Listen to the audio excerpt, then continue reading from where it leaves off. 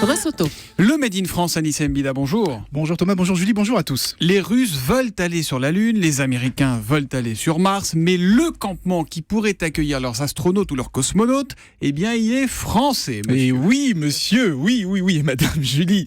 C'est un projet d'habitation spatiale européen qui est coordonné par l'Université internationale de l'espace d'Illkirch, 67. près de Strasbourg, dans le Bas-Rhin, 67. Alors vous avez peut-être vu le film Seul sur Mars avec Matt Damon.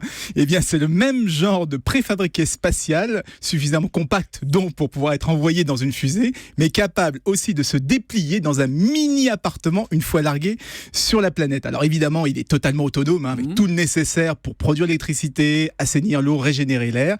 Et d'ailleurs, les différents éléments de survie sont produits assemblés à Marseille par la société Comex. Mais les Américains et les Russes qui sont capables d'aller sur la Lune, peut-être bientôt sur Mars, ils n'ont pas de projet similaire ?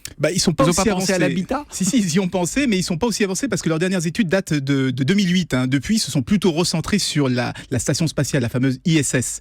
Alors, maintenant qu'ils parlent d'envoyer un homme sur Mars, et plus seulement un robot comme le fameux rover Curiosity, eh bien, tout le monde langue sur le projet franco-européen, notamment parce que lui, il est quasiment finalisé. Il part là, maintenant, au printemps, dans le désert en Espagne, pour être testé dans un environnement extrême. Bon, tout ça n'est quand même pas un peu vain, parce qu'il faut attendre quoi, 30 ans au minimum avant d'envoyer quelqu'un sur Mars, non ? Détrompez-vous, parce que ces technologies peuvent aussi être utilisées sur Terre dès aujourd'hui sur nos maisons. Alors, on va pas les larguer par avion et les laisser se déplier toutes seules, quoique.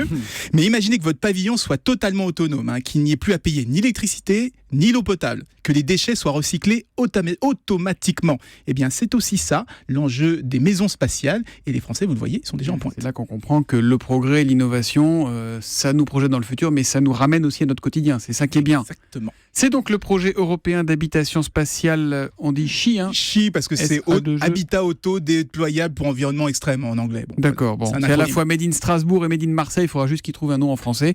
Merci beaucoup Anissé qui revient lundi après le journal de 6h30 pour le Made in France à lundi. À lundi.